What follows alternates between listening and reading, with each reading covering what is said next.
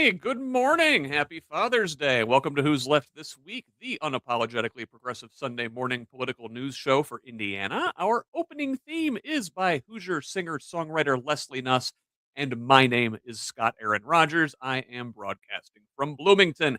We've got an incredibly packed show this week. We will look at Trump's offensive birthday bash, an Iran deal undermined before the ink was dry, Peter Thiel's secret society roster drops, federal prosecutors charge anti-ICE protesters with conspiracy, plus lots of Indiana news sprinkled throughout. All of that and much more. But before we begin, you know the drill. This is an independent media project. We don't paywall content. We certainly don't have billionaire benefactors. Only individuals like you keep this thing going.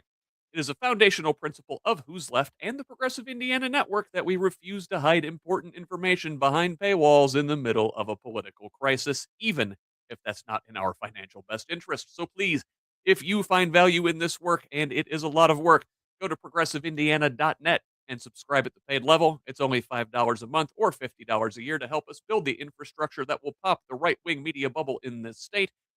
And if a paid subscription isn't in the cards for you right now, that's okay. You can still help out by liking and sharing on social media, commenting, leaving reviews, providing feedback, and forwarding our content to your people. You get us when you can. Mostly, we just want you here in this community of Hoosiers dedicated to making the state and its government work for all of us, not just the elite few. Please join us. Follow me on Blue Sky, Instagram, and Threads at whosleft.us and on Facebook, TikTok, and YouTube at Who's Left. Progressive Indiana Network's handle is the full spelled out name on most sites, but on Blue Sky and TikTok, it is PIN Indiana. Please help us grow with a follow wherever you're at. Now, let us welcome this week's panelists. First, one of our returning favorites. You know him. You love him. It's Hancock County Democratic Vice Chair Chuck Gill. Chuck, welcome. I Hi, was Scott. worried you weren't going to make it in on time. You snuck in under the limbo bar. Great to see you. How you feeling? Well, aside from being mobility challenged at the moment due to a back injury, hanging in, but ready to have a great show. Well, thank you for being here. Greatly appreciate it, and we hope you are back to 100% soon. All right. Also, let us welcome in a newcomer to this space, first timer out in Terre Haute. There, it is State Senate District 38 Democratic nominee Casey Blundell. Casey, welcome. Casey, I can't hear you. You are on mute.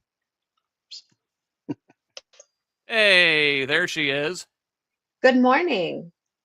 So glad to have you here on this space, Casey. We love the limited interaction we have had with you in other spaces to this point. I am glad to share your effervescent presence with the Who's Left This Week audience.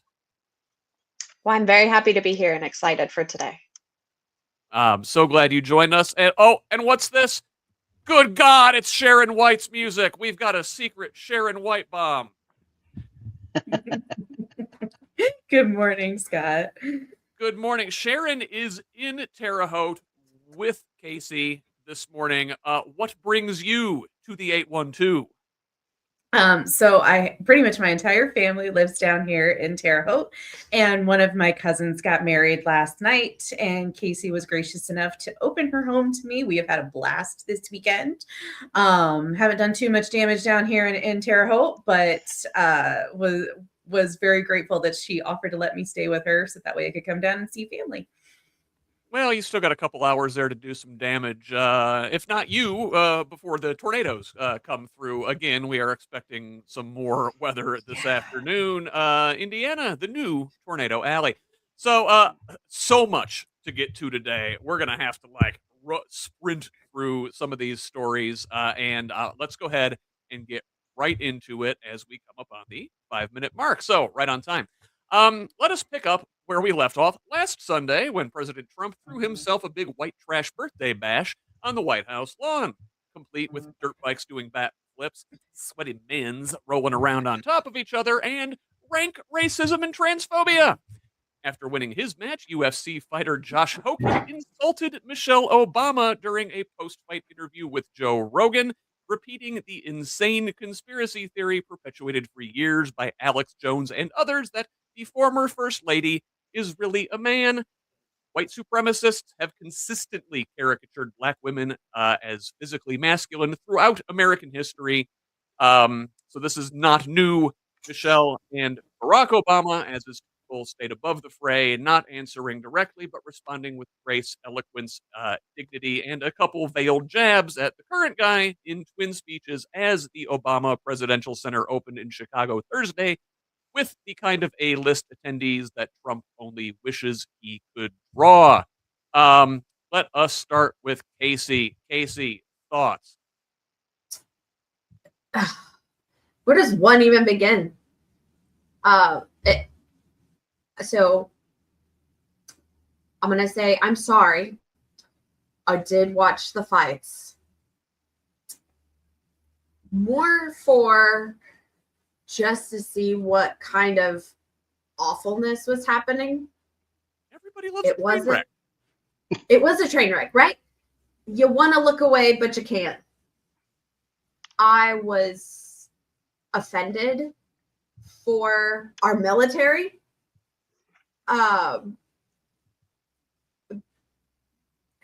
Because you just have these men who have very thick histories of domestic violence, stemming all the way. Mr. White, several of the fighters have gotten in trouble. So why are we celebrating the worst parts of America? It seems like that whole thing, the fight, the dirt bikes, the flyover again. This is all privately paid for. This is UFC. They're paying for this thing. Yeah, well, they didn't pay for the flyover. They used the military on these things, and just the public resources, the Secret Service, all of that.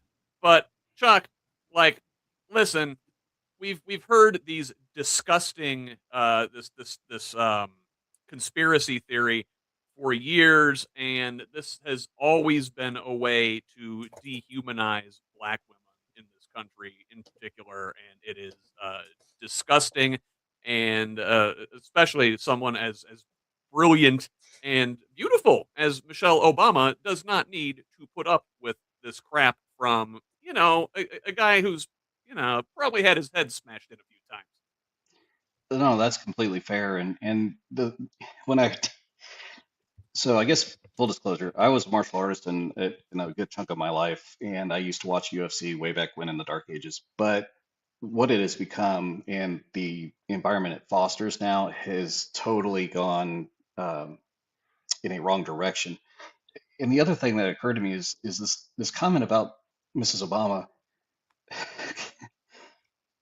She to me is the closest I can equate to Jackie Kennedy as Yes. far as grace and intelligence and just everything that a first lady should be and model for the future leaders of our nation. And I get a little emotional with this because the Obamas to me were what I felt was a new beginning for us as a country. I felt it was opening a better chapter in our history. Although sadly, we've fallen into our worst selves in that chapter instead of our better selves. So now we're presented with the choice of go high, yes, but not to dignify the stupidity that's being shown by these folks. I mean, this person that made this comment, I'm sorry, he's poster child for some, real deep psychological evaluation. I would venture to say, but there's definitely some things there. Yeah, and not great, not great. And listen, Michelle Obama has higher favorability ratings. She's probably one of the most popular and well beloved political figures in this country, more so than even her husband. Certainly more so than Trump and any of his cronies. Sharon, the Obama Presidential Center opened on Thursday. Springsteen was there. Bono and The Edge were there. A-list celebrities abound. Trump has got like his D-list reality stars and stuff, and the worst dregs of the stand-up community. at his events. You think it rubs him the wrong way a little bit? You think he's jealous? I try not to think too much about what Donald thinks. I don't want to get too much into his head. Here's what I will say. I was in a space with someone who was watching the fights on Sunday night. I was watching them against my will. I've told you before that Washington, D.C. is my favorite city in the country. I love Washington, D.C. And I was thinking about security risks for the fact that we had, we have all this conversation about foreign nationals coming into our country, all of this concern about it. And yet we have people walking through the White House, through spaces that they are not normally allowed to be. I felt like it was disrespectful to the People's House. I felt like it was disrespectful to the military who were part of the pageantry. And I felt like it was disrespectful to the people of the United States, most especially people like Michelle and Barack Obama. I actually watched Michelle's speech I cried through Michelle's speech last night as I was kind of winding down from everything. And like the fact that her and Barack can still infuse humor into everything and make everything feel just a little bit more okay is such a testament to both of them. I wish I had half of their grace and patience. I don't know how they do it. So let's move on and talk about Donald Trump's other birthday present last week. Of course, in addition to his very own personal UFC exhibition, he got a peace deal with Iran for his birthday last Sunday, or at least the announcement of a tentative memorandum of understanding. The 60-day agreement was to reopen shipping through the Strait of Hormuz, end hostilities on all fronts, including Lebanon, and give the sides time to work on the details surrounding Iran's nuclear program. According to Vice President J.D. Vance, the agreement is a very general document and merely returns the sides to a pre-war status quo. It is much thinner than the 2015 JCPOA negotiated by the Obama administration, has no mechanisms in place to monitor the Islamic Republic's uranium stockpile, only promises toll-free passage through the strait for the 60 days of the agreement, and commits up to $300 billion in reconstruction funding to Iran. Even with this deal in place, it could take weeks or even months for the shipping of oil and petroleum products to return to normal. So before we even get into what had happened later in this week, let's on the ground, let's look at the deal itself. Chuck, $300 billion to Iran in reparations, let's call it what it is. You remember, stay on the Obama thread, you remember when Obama was going to free up something like $1.4 billion in Iran's own money to as part of the JCPOA as a reward for like complying with the terms of the agreement? You remember the fit that Republicans threw over that? Yeah, this totality of how stupid this whole thing was is just almost beyond belief, because here we are, we've gone through all this, and I think it's just because Trump he wants to one up Obama on everything. He wants to show that he can do better somehow, some way than President Obama did. And I'm sorry, he's failing on every attempt. And the sad part is we are in a worse position now with this supposed deal than we were beforehand. And the fact that all this money is changing hands much more than what the GCPOA was just makes you wonder. It's like, okay, define hypocrisy. I mean, because that's exactly, you're literally paying them a heck of a lot more money for what we already had. And where's this? First off, my question is this, okay, sanctioned money, I get that. Okay, that's theirs. We were holding on to it. Okay, fine. But the extra 300 billion in damage that we caused by choice, where does that make sense? Where could we use that money otherwise for the country? Make it make sense. And Well, I'm sorry, I can't. Apparently that's not going to come from taxpayers, and it's some $300 billion investment fund that's going to go through Gulf allies and investors and whatnot. We'll see. Just well, like they the said that ballroom. about Paul too, right?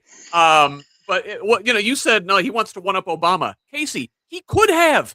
Like they had an agreement in place, like the day before the bombing started in Iran back in late February. The Omani foreign minister flew to Washington and said, "Look, we have a deal. It goes even farther than the JCPOA." Trump could have said right there, "Did better than Obama." Could, and then when we could have stopped, but he's got to go on and start this war, which has gone on to disastrous effects. And now we've got this agreement, which isn't even really an agreement. It's like a concept of a plan, right? Sorry, that was awesome. I am of the thinking with this administration that I'll believe it when I see it. Because let's say Taco. So the amount of money, the amount of damage that has been done to the American taxpayers, to the citizens of Iran, those children, is disgusting. And the fact that anybody could just sit there and be okay or even celebrate what was announced this week is disgusting.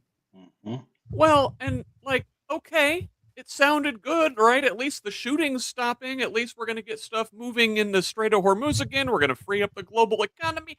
Oh, not so fast, my friend. So, this thing's not even holding. Before the ink was dry, Israel unleashed over 150 airstrikes in Lebanon on Friday, killing at least 47 people. Prime Minister Benjamin Netanyahu says Iran is not bound by the memorandum and will remain in southern Lebanon indefinitely, leading Trump to issue the sharpest public criticism of an Israeli prime minister by a U.S. president in modern history, saying at the G7, quote, "Without me, there would be no Israel." And Vance, the vice president, canceled his trip to Switzerland for negotiations and issued the following quote: "Donald J. Trump was the only head of state in the entire world who was sympathetic to the nation of Israel at this moment in time. If I was in the cabinet of the Israeli government, I might not be attacking the only powerful ally that I have anywhere left in the entire world." End quote. Oh shit, it's the Onion meme. Heartbreaking. The worst person you know just made a great point. And with further Israeli action in Lebanon, a flagrant violation of the ceasefire, Iran once again closed the Strait of Hormuz on Saturday. Sharon, I feel like it's Groundhog's Day. We've been doing this every week for the past month. Oh, look, there's a ceasefire. There's a plan. We're going to stop shooting. And by the time the weekend rolls around, there's some sort of wrench thrown in the wheels, and we are right back where we started. Yeah. I believe I was on the show back in February. Chuck and I were on the show together back in February, basically the week that this started, where we were getting the exact same messages that we are getting now. At least this week, I mean, compared to last week, at least this week, you didn't have stuff Sunday, Monday, Tuesday, Wednesday, and Thursday, and for like all 6 days. It was a little bit, or at least it felt a little bit quieter. But I saw something last night where Trump was going after the Italian prime minister, and she basically shot back like, "Hey, you don't really have a leg to stand on, buddy." And yeah, we started, this decade with a good number of allies, and we've somehow managed to, what's the word I'm looking for? Alienate every single one of them, except for one that, for whatever reason, which of course we could get into the historical implications of this, but for whatever reason is the one that we have decided is our ultimate ally. And it is becoming more and more problematic, clearly, by the day, especially when you have one leadership team that says we're signing a peace deal and the other one says we weren't involved in that, so we're just going to keep doing what we want. this closure of the Strait of Hormuz again Saturday after this deal, after Netanyahu says we are not a party to this, we're going to do whatever we want. Iran is essentially saying to Trump, "Come get your boy." Like, we if and I hate to give credit, but Trump and Vance are both criticizing Israel and Netanyahu and the way they are acting more severely than I have seen in the past. And maybe they can actually start to rein in this rogue state that seems to be walking us into war throughout the Middle East and out of longstanding relationships with all of our other allies. Let's talk about some of our other allies. Trump was over in Europe this week for the G7. Vice President Vance was due to head to Switzerland for negotiations, as we mentioned, and apparently will still head there in the next few days, joining Trump envoy Steve Witkoff and son-in-law Jared Kushner, the keystone cops of international diplomacy, to hammer out the details of this long-term peace deal, supposedly. Now, this follows 3 days of G7 meetings where Trump notably stayed the duration after cutting out after only a day at last year's summit. The gathering produced unity on issues that have divided Trump from U.S. allies, including praise over this Iran deal, which was holding at the time they were talking about it, and a joint statement of support for Ukraine. Of course, Trump undercut the rest of the allies on China, praising President Xi, even as the group issued a joint statement vowing coordinated action against, quote, Chinese economic coercion. The meeting took place even as protesters voiced their displeasure with the summit, drawing some 20,000 mostly peaceful protesters last Sunday in Geneva. Sharon, I'm going to come right back to you here. Is the G7 a thing that is still useful in this time? Is it still valuable? And is it going to hold? So I was just thinking about this. I don't remember hearing about the G7 nearly as much as we have in the past decade prior to this. I said to someone earlier this week, I'm like, didn't we just do the G7? Like, it doesn't feel like it's been a year. And I always thought that the G7 was every few years. I did not realize it was every year because it was this situation where we were not having to pay as much attention to what was going on in our government. We kind of just let it do what it needed to do. And it seems like this year that perhaps there was more pandering to our dear leader, just based on some of the photos and videos I've seen and the signing of whatever it was they signed in Versailles. And now I'm just excited I got to say the word Versailles on camera. 10 years of French right there, folks. But I pronounce Versailles if you're in Indiana. That made me cringe almost as much as your Donald Trump. But I think that we're not doing a great job working together overall across leadership teams. And so I don't know if G7 is still a useful exercise at this point. And Casey, this thing, drew a lot of protesters. And it always does, whether it was the G7 or the G8 back when Russia was still involved, or the G20. These things always draw large volumes of protesters, mostly peaceful. There was a little bit of, property damage there in Geneva last Sunday, but it is always directed at the sort of the capitalist free market globalization aspect of the G7. These are the world's biggest free market, quote unquote, economies that go across the world and extract from the global south and everywhere else, and automate and put folks out of work in the global north, and a symbol very much of an unfair economic system. Would you say? Yes. So I think that's a lot to unpack, Scott. So I was listening to what Sharon said and the usefulness and of the G7, and I'm struggling with it as well.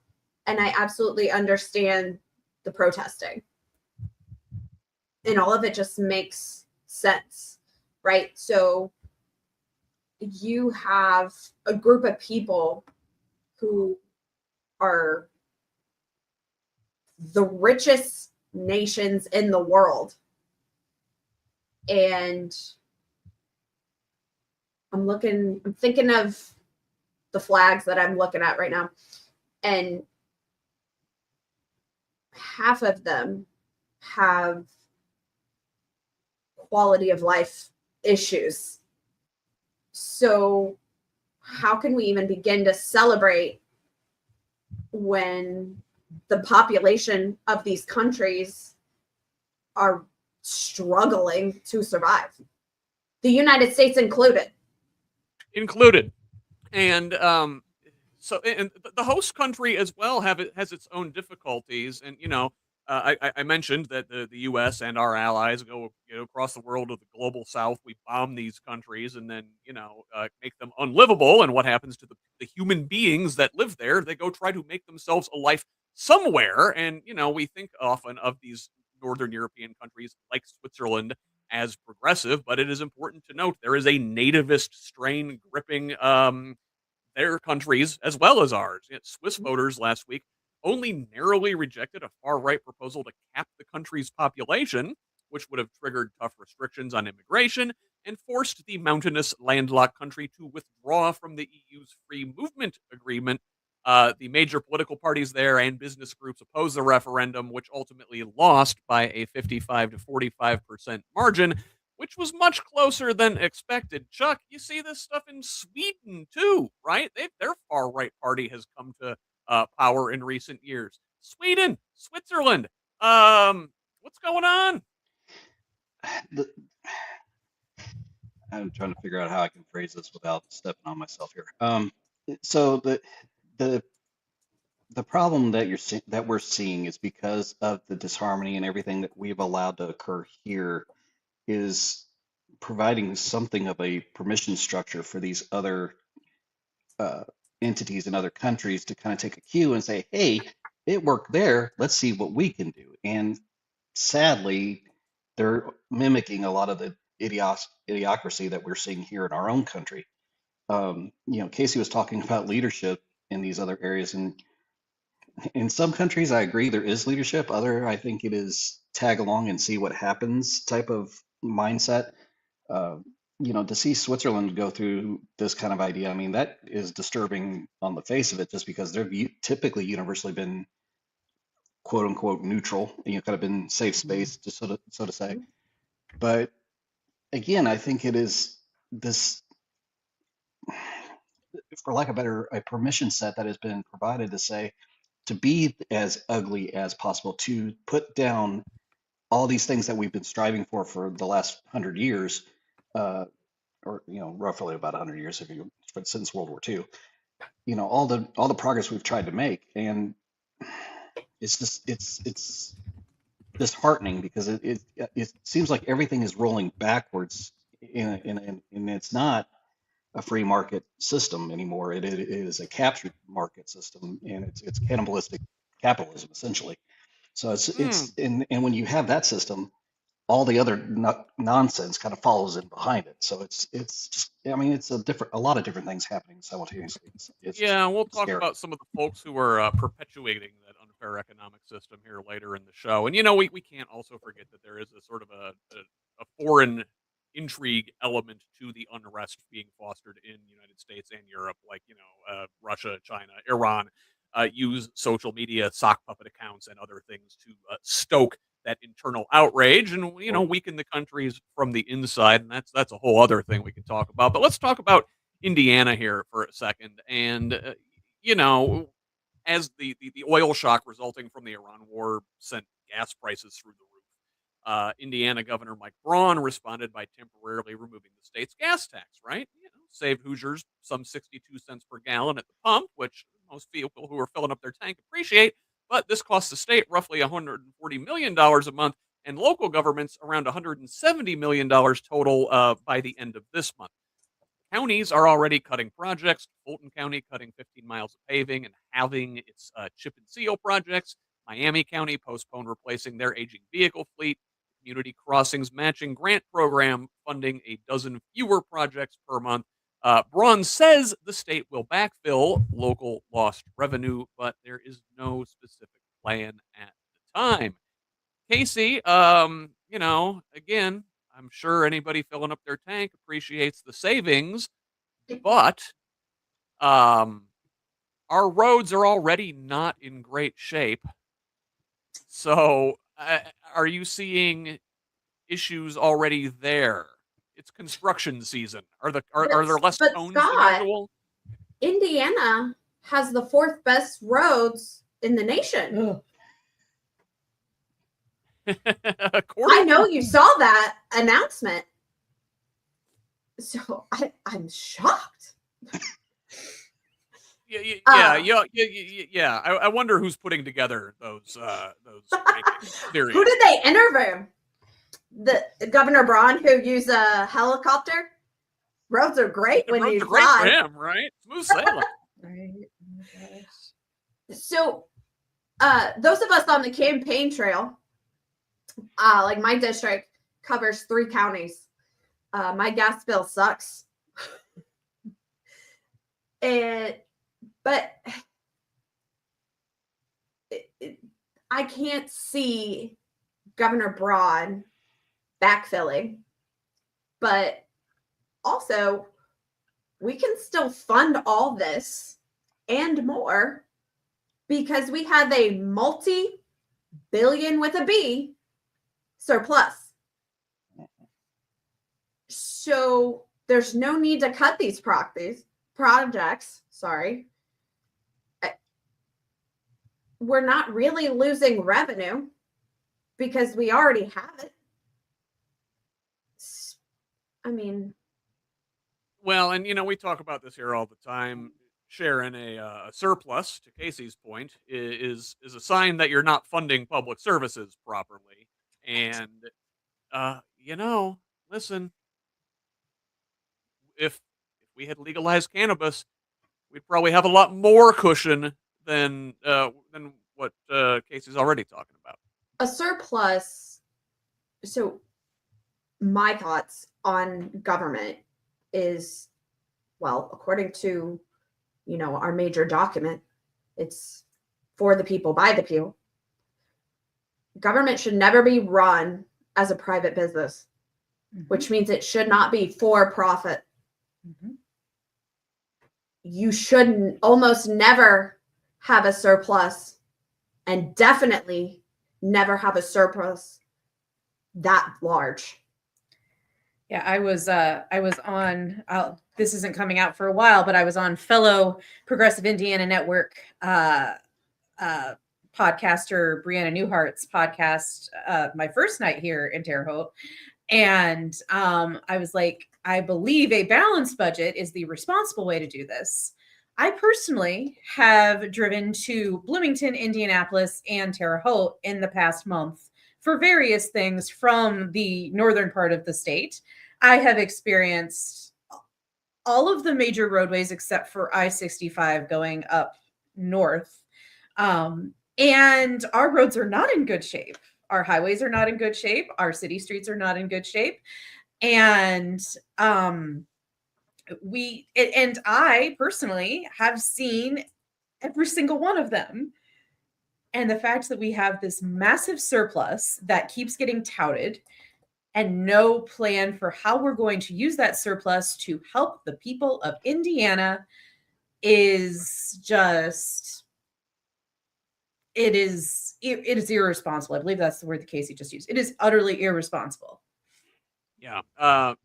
Indianapolis, I don't know if you've had a chance to be in the capital city, driving on some of those side streets lately. They will swallow your car. And Chuck, our hospitals will swallow your entire life savings. Just as Braun cited affordability in instituting a gas tax holiday, he's also citing costs to Hoosiers as impetus for cracking down on hospital prices. Indiana Capitol Chronicle this week highlighting a new state or a state law that went into effect last year, the results of which we're expecting a report about at the end of this month. The law caps what Indiana's 5 largest nonprofit hospital networks can charge employer-based insurance plans, with hospitals that exceed that threshold by 2029 losing their tax-exempt status. A similar law in Oregon saved over $100 million in its first 2 years, with similar legislation pending in Colorado and New York. Now, what the common thing about Oregon, Colorado, and New York, those are all blue states. Indiana putting price controls on the hospitals now. The free market folks must not be happy about Governor Braun in that regard. Well, and it's funny because I will say that having spent last week a few days in the hospital, I kind of, I will caveat to say our local hospital did a fantastic job taking care of me. I can sing their praises, but I also know that those folks work at a very demanding and underfunded, a lot of these larger entities, the support for local medical services is crashing out. I mean, it's almost being obliterated in the I'm sorry, the fact that, okay, yes, we're instituting price controls. Okay, great. Well, now what's the other part to that equation? What's the fallout? And how does that affect care in rural areas? How does that affect, women's health care, especially? I mean, OBs are closing all over the place. Primary care physicians are becoming harder to get a hold of. Specialty care, like I have to go and see a spine specialist tomorrow to get an injection to hopefully get me back walking again normally, or as close to it as I ever was. So it's just when you boil it all down, okay, yes, you're instituting price controls, but what are you doing? What's the other side to that equation? What is the benefit? Where is that extra savings? Is it going to be invested? Is it going to be invested in Medicare? Is it going to be invested in helping those that are disadvantaged and can't get care on a normal basis and are struggling just to even survive? I highly doubt that that's going to be the case, but that's what it should be. And to Casey's point, the balanced budget idea is an absolutely great idea, and surpluses to a point can be a good thing if they are used properly. Going back in, and I can say this from a municipality standpoint, funding for projects is absolutely brutal right now. It's hard, and trying to find that mix of, yes, we still have to do infrastructure work, we still have to do all these things, but they keep cutting off our avenues federally and statewide. So again, it's like, okay, you're talking about affordability, you're dabbling in one area, but you're forgetting everything else over here. You got to bring those together somehow or the other, and I don't think Braun has got that idea planned out, or nor does he really honestly care, in my opinion. But that's just the way we run our economy in this state and in this country in general is so skewed toward the folks at the top, and that includes some of these private hospital corporations and even the ones that are nonprofit. That they might not make a profit, but they just keep rewarding the administrators in these things. The books are balanced, no profit, but the wrong people are making out like bandits, and the folks that are directly taking care of you, they have to work even harder. Let us talk about another thing affecting affordability in our state, and that is the high price of Indiana's utilities. And this week, Indiana's Office of Utility Consumer Counselor, the state's ratepayer advocate, accused Duke Energy, the largest utility in the state, of over-collecting over $90 million from customers. This is money that the Indiana Utility Regulatory Commission never authorized when approving Duke's rate order in early 2025. And the IURC this week approved a $70 million rate increase for AES, the provider in Indianapolis. Now, this is only about 7% of what the utility requested, but consumers will still see about $10 per month added to their bills. Governor Braun asked the IURC to reconsider this rate increase. Remember, he cast himself as the, quote, new sheriff in town in signing a law earlier this year to rein in ballooning utility costs. And sadly, that irony was not noted in any of the mainstream publications covering Braun's protestations. He is the guy who appointed the members of the IURC who approved these rate hikes, and I had to go to the far-right tabloid Hoosier Inquirer to find that framing. Yeah. Capital Chronicle dropped the ball in that regard. Normally they do great work. Indy Star didn't mention that Braun appointed these people, Chuck. And now he wants to claim credit for pushing back and saying, hey, you guys, you shouldn't approve that rate hike. He knew it was coming, didn't he? Yeah, and again, sorry, I have to laugh or I'd cry because it's just, for working in the utility space like I do, it makes life so much harder when you hear of these type of things. When you hear that, hey, we're making these changes to the IRUC, they're supposed to be the governance, quote unquote, of utility structures, and yet these electrical companies keep going for these rate increases. And they'll say in their briefings, this is to sustain infrastructure changes due to demand and, blah, blah, blah, blah, blah, and all this stuff. And not to get too far ahead of it, but, they claim the data centers are the problem because it. But in the fact that, yes, they're getting record profits for their people for different, these different things. I understand paying your people. I get that because you want to have good people working for you. You want to take care of those folks. But there is a when you're paying multi-million dollars to a CEO that is sitting in a chair half the time and not really engaging with what's actually happening, that's not investing in the utility, or that's not investing in the people. So the fact that he is claiming that, oh, I'm pushing back on, I mean, I'm sorry, when you appointed former Senator Zay to the board, again, define irony in totality. I mean, that guy is not a budget expert, I guess I will say.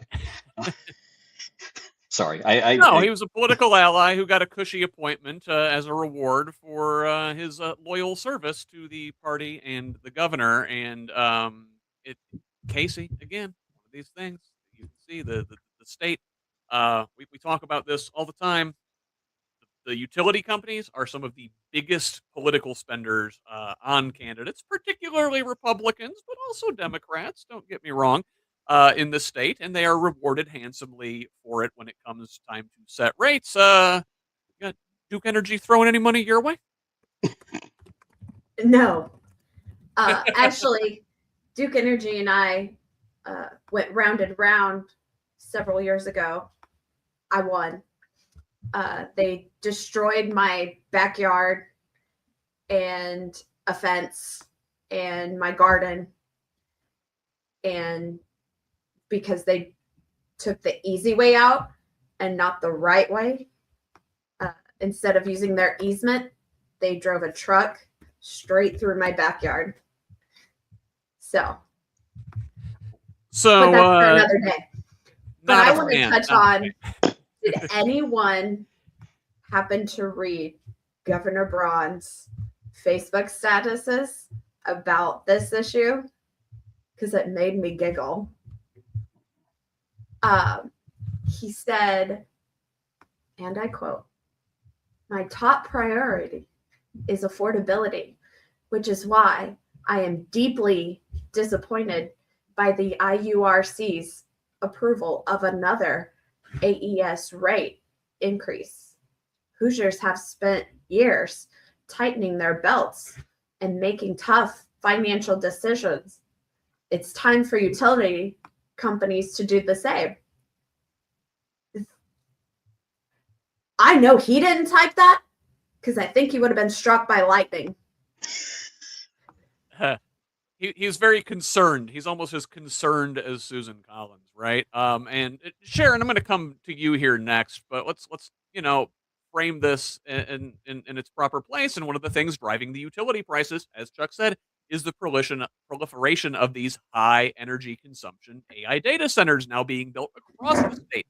Now, this week, Park County set rules for data center development in their area as neighboring Clay and Sullivan counties struggle with the fallout of new builds.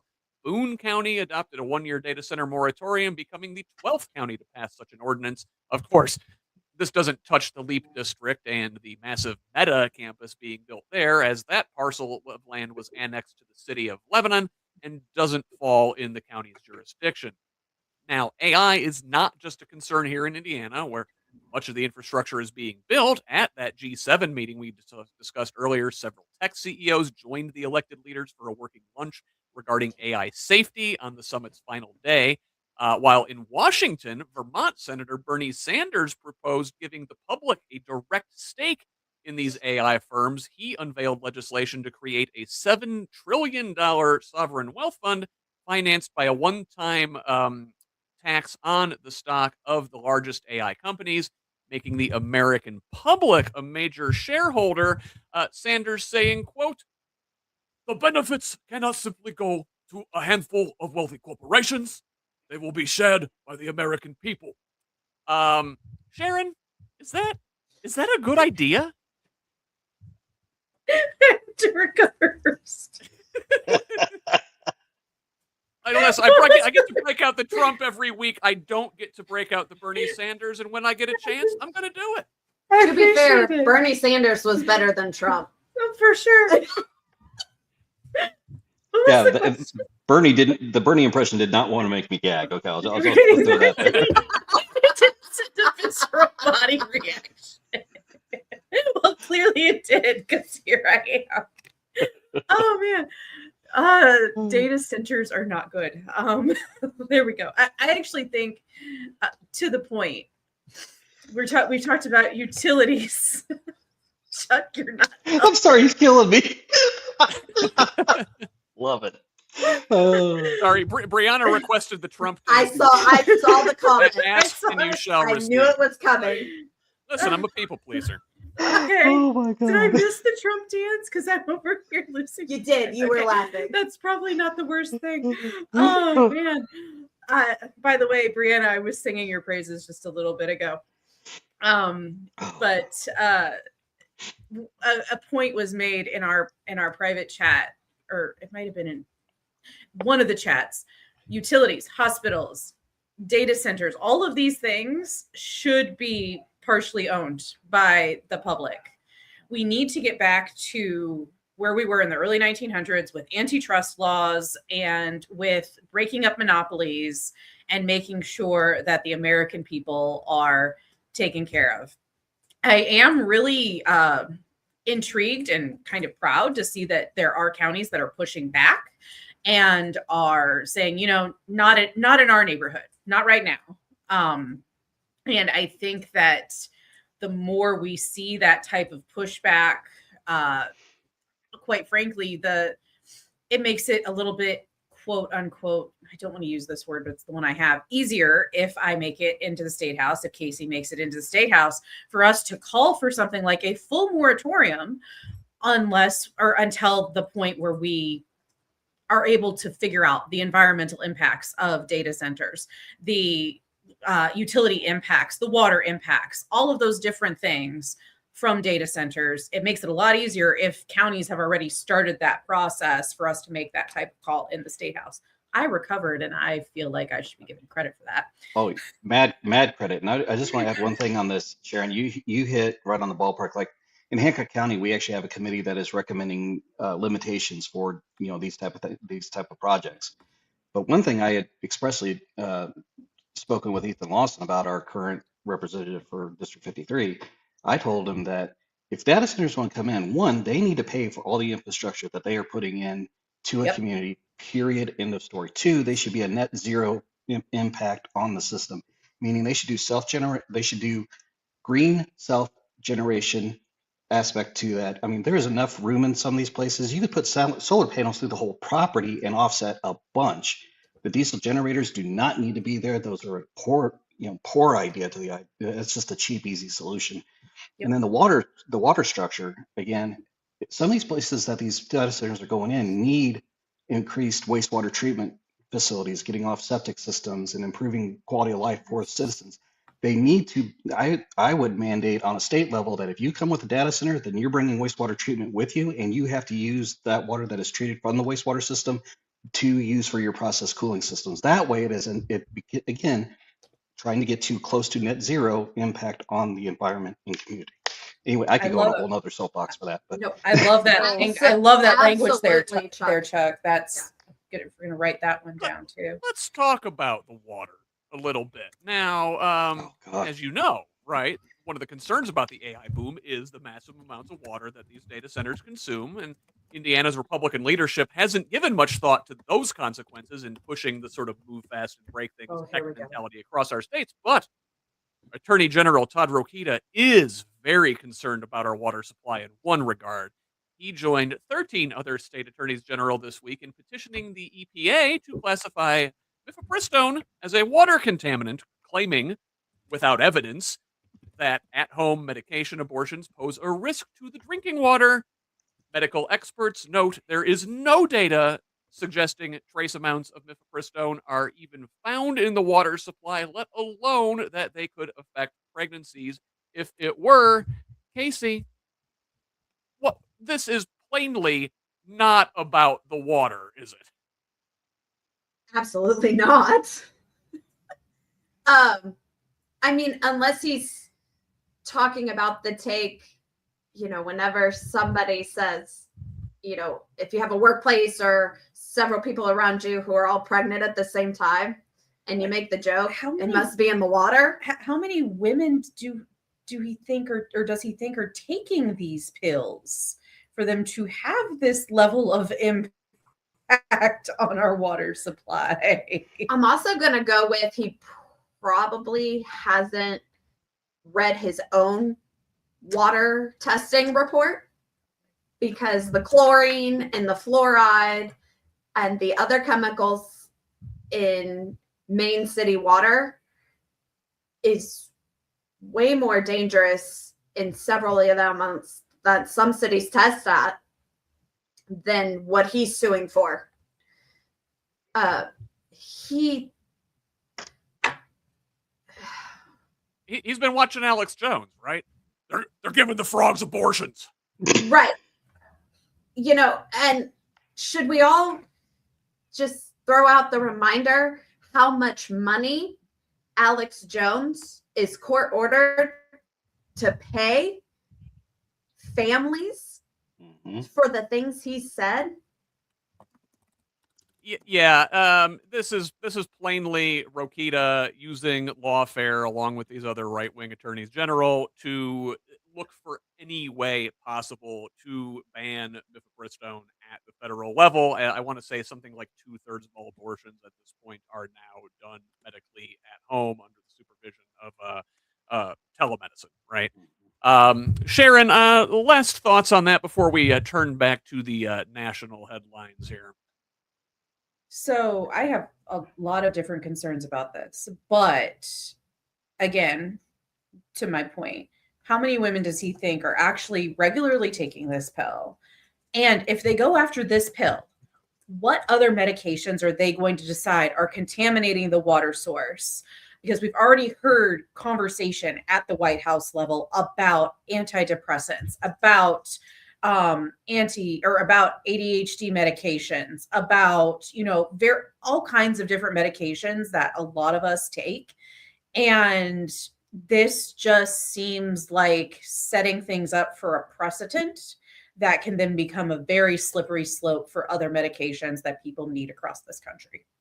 Chuck, how much of a concern are like trace amounts of medication in water? This is your department.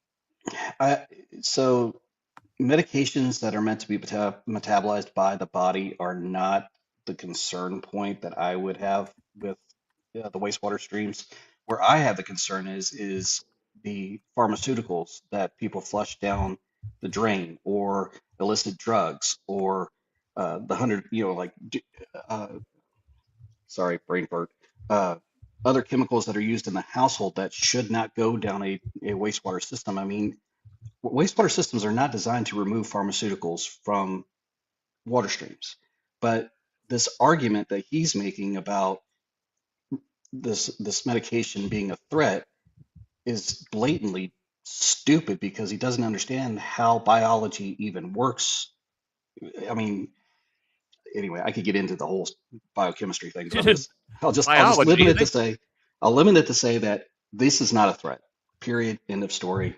It's not that. It's just another way to limit abortion because of their screwed up Are you telling me concepts. the people who literally believe that woman was created from a man's rib don't know how biology how biology works? Oh, we could Shocking. make a whole nother show just about that alone. Yeah, well, listen, speaking of far-right Christian nationalists like our Attorney General Todd Rokita, let's turn to another one, and that is Defense Secretary Pete Hegseth. Lots of news from the Pentagon this week. So the U.S. killed 3 more people in an alleged drug boat in the Eastern Pacific on Thursday, bringing the death toll in such strikes to at least 211 now since last September. We still have no evidence, by the way, that the people on these boats are actually drug smugglers, and as such, the Senate Armed Services Committee voted to cut Hegseth's travel funding by 75% until he provides unedited video of these boat strikes, unredacted reports on 3 2025 U.S. attacks in Yemen, and the results of a civilian harm probe into February's strike on a girls' school in Iran, which killed at least 165 innocent people. The cornered Hegseth lashed out at NATO allies, calling the alliance a, quote, paper tiger, and calling it shameful that European countries refuse to lend their bases and airspace to the illegal Iran war. He threatened to withhold U.S. contributions until the allies pass his performance test for increased defense spending. Ironically, Europe has already drastically increased defense spending in response to Russia's invasion of Ukraine. And here's the thing. Hegseth might not actually even really be in charge at the Pentagon. A profile from The Guardian this week looked at Stephen Feinberg, the billionaire founder of a private equity firm, Cerberus Capital Management, the deputy defense secretary who was responsible for much of the day-to-day operations, including procurement. And wouldn't you know it, military contracts are being lavished on his buddies. Casey, it seems that Pete Hegseth is just like a TV character. He's playing tough guy secretary of quote unquote war, right? While actually this Feinberg guy is doing all the stuff at the Pentagon, rewarding his buddies with military contracts, making his private equity friends wealthy, and generally looting the treasury as Trump and his cronies tend to do, huh? Well, somebody's got to do something because Pete Hegseth is spending millions of dollars on lobster. Oh, I thought you were gonna say he was always 3 sheets to the wind. Well, that too. That's fair. And finding his next ex-wife. Wow. This just took a turn. Sorry. Scott's never gonna say yes to you and me at the same time again.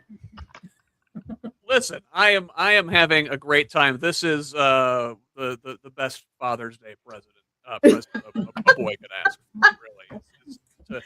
This motley crew together.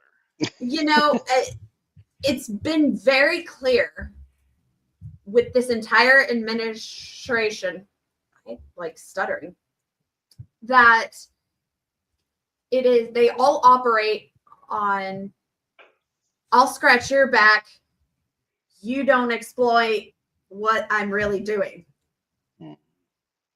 And it's all smoke and mirrors. And the people... Yeah, I bet there's a lot of mirrors involved in Pete Hegseth's office. Sure there is. Many different kinds, yes. Weird. Okay. So, what thoughts? Listen. Whenever we've got military and defense segments that come up, I like to get your thoughts on these, Chuck.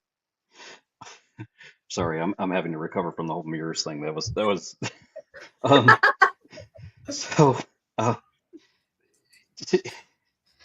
To me, this is such a clown show because you've got somebody who, by all accounts, catastrophically failed in his time being in the military, now leading or trying, quote unquote, trying to represent what it means to be in the military, what it means to be tough, and we're all this, that, and the other, and doing the whole PT joke thing, which I'm sorry, that is a comedy show just in itself.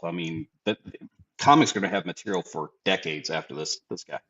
But the big thing and I wanted to kind of swing this back around to something we started with the UFC thing. The blatant use of our military in the ways that they are being used is absolutely atrocious and should just be it. I'm sorry, I'm trying to put this in the words because I get fired up on this. I mean, it is a fundamental insult to me as a veteran to see what my brothers and sisters at arms are being forced to do. And again, I'm struggling, like Casey, I feel you, I'm struggling trying to get words to process here because there's just a lot. But this guy is a joke. And in a lot of respects, he's just the figurehead. He's just the person that's out in front of the cameras. The big thing is what's happening behind the scenes and what's happening to the leadership and what's happening to our crews. There was a ship that has there has been 2 deployments of our naval vessels of over 326 days. That is insane.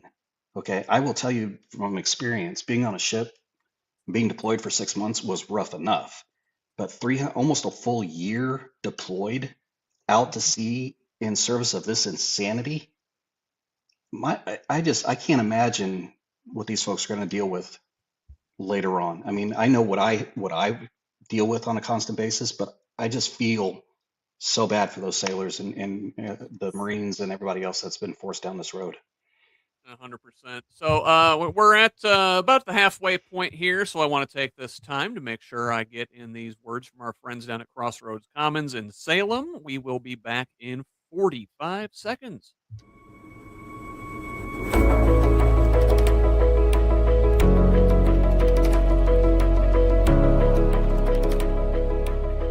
The Crossroads Commons in Salem, Indiana, headquartered in a historic Salem home, is holding a fundraiser to expand via the purchase of the 3/4-acre lot of land adjacent to their facility.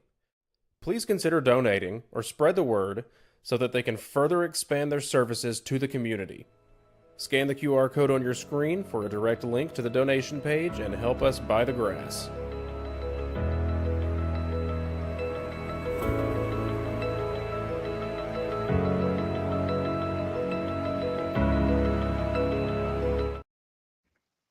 All right, and we're back, and let's talk about some uncomfortable stuff now. This week, Wired published a leaked database exposing the members of Dialog. This is Peter Thiel's invitation-only secret society, revealing 222 registrants for its upcoming August retreat near Dublin in Ireland, including NATO's Supreme Allied Commander, in Europe, Treasury Secretary Scott Bessent, Senator Ted Cruz is going to be there, Palantir co-founder Joe Lonsdale, Army Secretary Dan Driscoll, and others. Hey, you know who else was on the list? Interim Purdue president and former governor of Indiana, Mitch Daniels, was on this list. He's been going to these things for a while, apparently. Now, of course, it's not just Republicans and tech billionaires and military folks involved at these things. We've also got Democratic Senator Cory Booker on the list, Republican Representative Jim Himes, Maryland Governor Wes Moore, Colorado Governor Jared Polis, ADL CEO Jonathan Greenblatt, and political commentator Ezra Klein. Also notable on the left of center, Washington Post national security reporter Swad Mekanet, and left-leaning-ish billionaires Eric Schmidt of Google, Reid Hoffman from LinkedIn, and Nicholas Berggren scheduled to attend this thing. Now, this is in addition to we previously saw the 2014 invitation list leaked previously. Mitch Daniels was on that one as well, and so was former Indiana Governor and Senator Evan Bayh. Sharon, it's a big club, and we ain't in it. Yeah. I actually read the Wired article earlier this week before I knew I was going to be on Who's Left, because I'm just a weird nerd about this type of thing. Not that, like, just weird things happening out in popular culture. And I wasn't exactly sure what I was reading at first. And then I realized what it was that I was reading. And does anybody remember the movie that came out a few years ago on Netflix with Julia Roberts? Not Don't Look Up. It was Leave the World Behind, I believe, was the name of the movie. I can't think of what the name of the movie is, but it basically, it had Sterling K. Brown, it had Julia Roberts. Julia Roberts and her family were going out on a vacation, or like a getaway, and then the world gets like attacked while they are in it was Leave the World Behind. They get attacked. The world gets attacked while they are on this getaway out to the Hamptons, and they don't know exactly what's going on, except they've lost internet, they've lost ability to communicate, and it turns out that it is all like this deep, dark secret society. And so, of course, that's why this intrigued me, was because this sounds a lot like the secret society things that we're hearing about in dystopian fiction. And then just to see some of the names that have come out, it is incredibly disconcerting. It's incredibly, it's incredibly a lot. This is the Epstein-Class that they talk about, right? I want to say old Jeff E. himself was on the list for that 2014 conference that we got the leaks about before. No word yet known if he actually attended. Same thing with Evan Bayh. We can't confirm that they were actually there. We do know that Evan Bayh has spent much of the last 15 years working for Leon Black and then Mark Rowan at Apollo Global Management. Leon Black prominently mentioned in the Epstein files. Does old Evan know what his boss was up to? Who knows? But Casey, to Sharon's point, these folks, it's a big club, right? And they go out on TV. You got Cory Booker. He'll go stand in front of the Senate for 25 hours straight, with full of sound and fury signifying nothing, right? They go out there. It's kayfabe. It's professional wrestling. They play fight behind closed doors. They have class solidarity, don't they? Yes. So first off, if all this doesn't give you the ick, I don't know how we could make it any easier for you to say that this is bad, right? This is gross.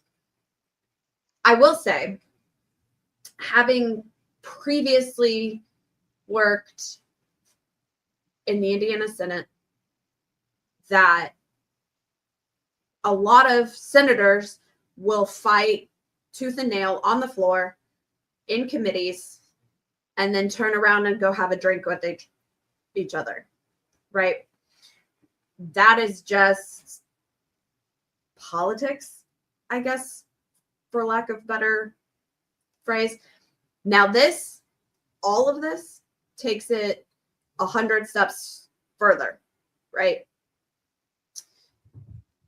We can't control who is getting invited to these things, right?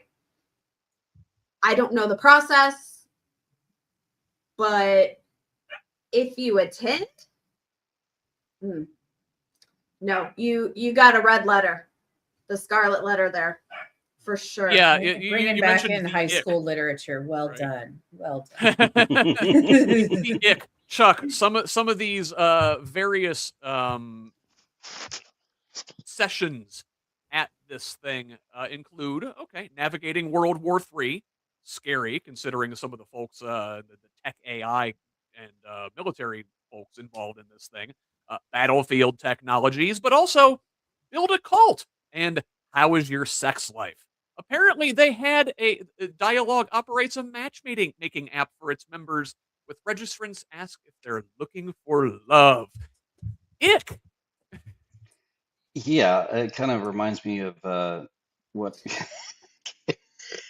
Sorry, Casey just hit it right on the point there. I was about to make that there was another similar app that I think was overused rather recently, maybe say this weekend, in by certain individuals attending a certain event. But the ick factor, yes, I mean, I guess I'll isolate it to this, that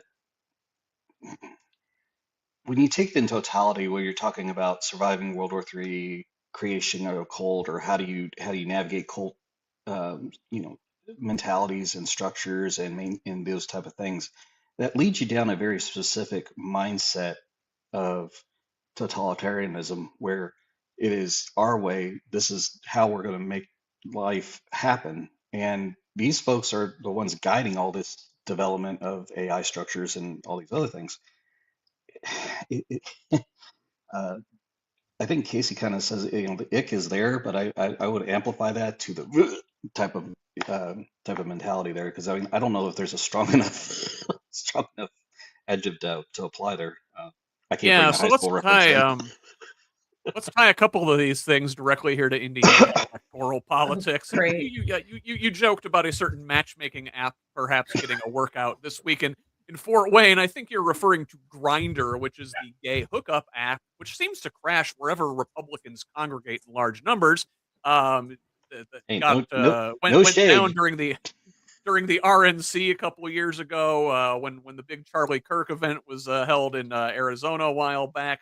Grindr got a lot of usage. You can say what you will. Anyway, in Fort Wayne this weekend, Indiana Republicans gathered at their own convention to choose a nominee for Secretary of State, and they selected the pictured guy there, Max Engling, a staffer for Republican U.S. Senator Jim Banks. He won on the second ballot in a closer than expected contentious race, defeating Knox County Clerk Dave Shelton, like I said, in the second round. Incumbent Diego Morales only got 134 votes, finishing a distant third in his own party's convention. This is the same week that we found a report from the Indianapolis Star detailing that his office improperly billed taxpayers for his wife's travel, at least 3 flights and 3 conference fees in 2023 and 2024. Morales has also come under pressure on his own right for traveling to Hungary and India, maybe on the state dime. There is also a independent in this race, former Indianapolis Mayor Greg Ballard, running for Secretary of State under the new Lincoln Party banner. His campaign got in trouble this week. Apparently 10 petition signatures in Hamilton County were being challenged. 9 of the 10 addresses weren't real, and 1 legitimate address belonged to somebody other than the name listed. Now, despite this challenge, it looks like Ballard is going to make the ballot. They've reported that they have secured the requisite number of signatures to appear in November, plus a significant buffer. So now we are looking at least a 4-way race. We've got the Libertarian Lori Schilling in there as well. Engling, the far-right staffer for Banks, and Bo Bai, of course, the son of servant to the Epstein-Class Evan Bai, is the Democratic nominee. Let's see. Chuck, what do we think of this 4-way race? It's interesting. I'll say that. I did not necessarily peg this result coming out of the GOP's convention, but honestly, I think it just sets up a very interesting campaign season. You have the 2 major parties, but Ballard kind of throwing that monkey wrench, so to speak. I'm kind of curious to see if, one, that actually goes through. 2, what does he draw from, if anything? And then 3, how does it affect the major party candidates? Do I think on the whole the GOP have a strong leg to stand on in this election? Absolutely not. Diego has very well submarined the whole thing, as far as giving us enough to work with for all kinds of stuff. And Max, I'm sorry, there's just a lot there that can be utilized. So I would say that this is going to be a very interesting race up to November, and I'm just kind of here for. I'm gonna have the popcorn and kind of sit and watch the fun happen. Yeah. Now, Sharon, the Indiana Democratic Party, immediately after Engling secured the Republican nomination, they came out with a statement shaming him as like a former male model, calling him grossly unqualified, and attacking him as a carpetbagger, which, saying he's not from here, he didn't grow up here. My guys, like, you need to pick a different argument in this race because the Democratic nominee, Bobai, I, you can say you're a seventh generation Hoosier all you want. You grew up in D.C., my dude. Yeah, and that was a problem that a lot of people had, that he just hasn't spent a lot of time in Indiana in his adult life, or even really a good portion of his life. A point I made a little while ago in our chat was that it's starting to feel a lot like the whole government is based in carefully curated figureheads, that, meet certain parameters, whether that's at the federal level or the state level. We're just seeing this more and more. But I do think that the Democratic side showed their hands a little bit too much in the lead up to the Republican convention. I think that they genuinely were at the very least hoping, or might have believed, that Diego Morales was going to be the ultimate pick, when all signs, it seemed like, were kind of pointing a different direction. And I think a lot of their plans for how to move forward with the campaign were directly related to Diego being the ultimate, or being the nominee ultimately. And so now I'm sure they are having to do some scrambling to try to decide how they're going to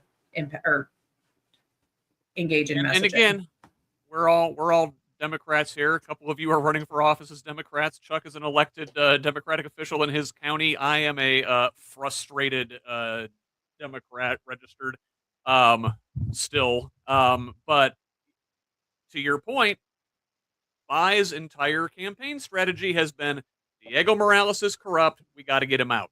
Okay, well, now he's out. You talked about him too much. You gave away your hand. Now you've got a guy in there, Engling. And again, he sucks. He is Jim Banks' mini-me. And Jim Banks is perhaps one of the worst, most ghoulish people in the United States Senate. But he's also a blank slate. We don't really have a whole lot on him. Diego Morales, the corruption candidate, is now gone. Engling, clean slate. Bobai is now the corruption candidate. Not anything he did, but his nest was feathered by his dad's Epstein-Class money. Sorry, I said it. Does he really have a clean slate, though? He's a blank slate. There's really not much on the dude. We don't have a history on him like we have on Diego Morales. The corruption in that case was blatant. The corruption in Engling's case is theoretical. And listen, will inevitably happen because that's what Republicans do. I think the big thing you want to look at is concepts of moving forward, because we either stick with the same system that has enabled all this to occur in the first place, or we go with a better choice that says, okay, we have an option to bring in something better. And if we can make it on that premise, I mean, now, I grant you, there are things that one person can be, swayed on one side or the other on, but I have to look at it in the generality. Bo is our candidate to move forward on as Secretary of State. I'm going to support him, and the idea of I think he will grow and evolve, and I think he can become what we need moving forward. I have to put some faith in that at this point, because if not, what are we doing? Listen, FDR, my favorite president, was the privileged son of the wealth class, and did right in the end.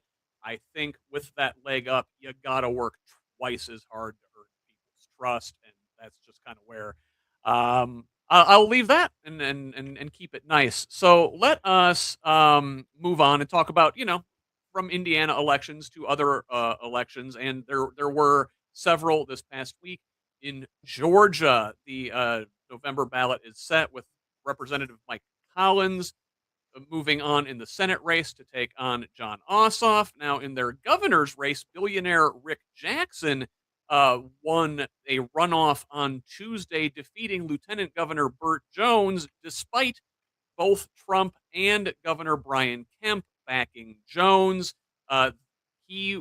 Jackson will take on former Atlanta Mayor Keisha Lance Bottoms. Alabama had runoff elections on Tuesday, where Trump endorsed Representative Barry Moore, won the Alabama Republican Senate runoff to succeed Tommy Tuberville. He will face Democrat Everett West in November in a state that hasn't elected a Democrat to the Senate since 2017. Also, Oklahoma held primaries on Tuesday. Trump endorsed Representative Kevin Hern, won the Republican Senate primary there in a bid to replace Mark Wayne Mullen, who is now the DHS secretary. In Congressional District 1 down there, that is the seat Hern is vacating. Trump endorsed Jackson Laymeyer, a self-described Christian nationalist pastor, advanced to an August runoff against State Rep Mark Tedford. But then Laymeyer dropped out of the race on Wednesday, one day after advancing, following reports he exchanged thousands of romantic texts with a campaign fundraiser. Oklahoma also rejected a minimum wage increase on Tuesday's ballot. Not surprising in a Republican state, but worth noting. D.C. held primaries as well to elect their non-voting representative to Congress, and in California, a special election to replace the disgraced Eric Swalwell. Democratic State Senator Aisha Wahab advanced to an August 18th special election runoff in that race. She, the more progressive candidate in that race, will face runner-up Melissa Hernandez in that special election, and again in November for the full term. So this runoff coming up in August just for a couple months. Casey, let me come back to you. What is notable there from you from Tuesday's elections? So I'm going to out myself here. I was born in Georgia and lived probably half of my childhood in the Deep South. So I kind of pay attention to the southern states because Southerners have, and Sharon and I had a discussion about this weekend, there is left Democrats, Southern Democrats, and then Republicans and right? So there is an interesting shift happening in Georgia and Alabama, and it's really showing that the MAGA hold is lessening. Only slightly. Slightly, right? But in the South, let's look at our history. That's huge, right? Because you have a lot of people down there that call themselves Democrats who really aren't and who don't vote Democrat, but they won't call themselves Republicans. And so it's interesting to see the slight shift, but I'm grabbing my popcorn and going to keep my eye on Georgia and Alabama. My prediction, Georgia will go back to being more blue-ish purple than red. But I think Alabama their red is lightening up a bit. So I'm interested in that. Oklahoma doesn't shock me one bit. That is Oklahoma. Yeah, I let's talk about Oklahoma a little bit more. Sharon, they had a chance to vote themselves a raise and declined. Who does that? Especially with conversation across the entire country about raising minimum wages. And the only argument I could see being made for not doing that at the state level is that they're waiting for the federal level to take over and do it instead. But it doesn't make sense, right? The fact that something like that even made it to what I assume was a referendum or something similar, something that notably is illegal in Indiana, at least currently. It's just interesting that it made it as far as it did, which kind of says, and I don't know the process in Oklahoma, but it says, okay, someone decided that this needed to be on a ballot, and enough people said yes to it being on the ballot that it got on the ballot. And then for it to be, what were the numbers there? It was like 55-45, but I think it's notable 10%. they buried it in a primary. Shocking. Mm-hmm. This is something that should have been up for grabs in a general election. It's very true. Absolutely, because we all know it. Voter turnout in a primary is typically low. People don't often invest as much into it, and that's a failure on us as a systemic failure nationwide, because people need to be more engaged. And unfortunately, some things, like in Scott, you pointed out, if they bury it, they're counting on that mental overload, because you get asked several different questions along a ballot or different people. You may not know all those answers, or you may not be familiar with it or had time, because as a working professional, let's face it, when do you have time? Or if you're working 2 or 3 jobs, just to try and sustain yourself because of the federal government not wanting to raise the minimum wage, which is what, $7.25 an hour, which, I'm sorry, I was making that when I was in high school at freaking McDonald's, for God's sakes.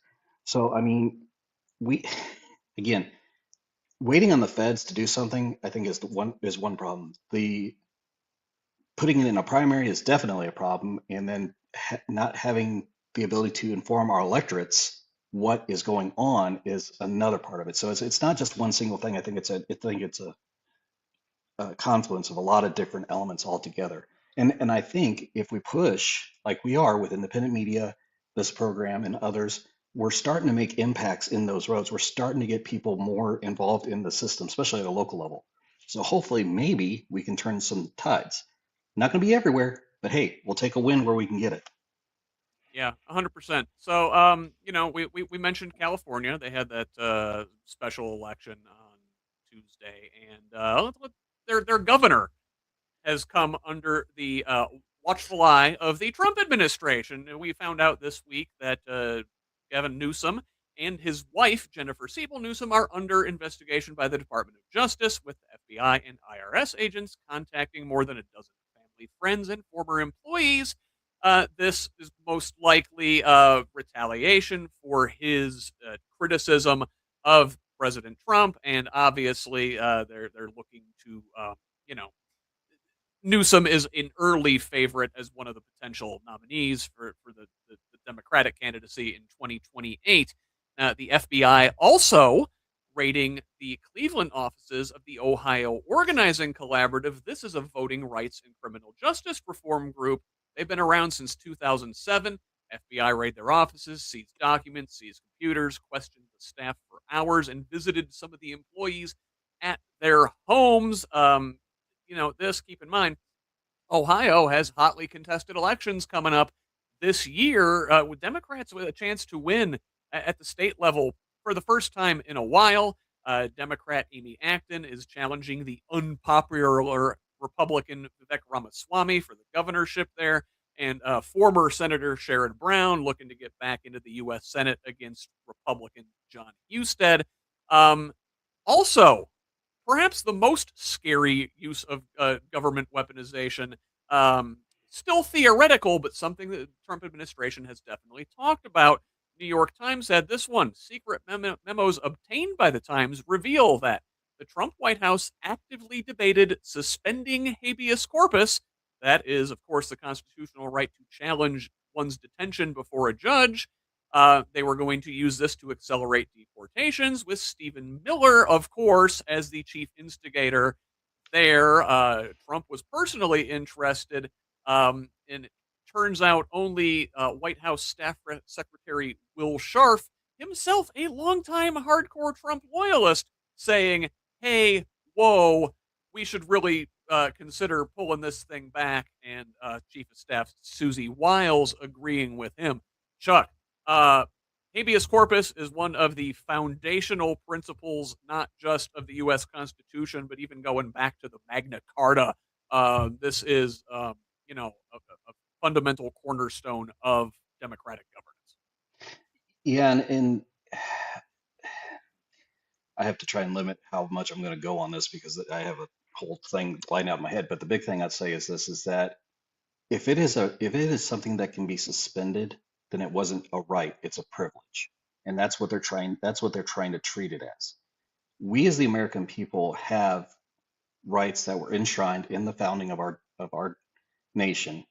We have the fundamental right to defend ourselves against accusation.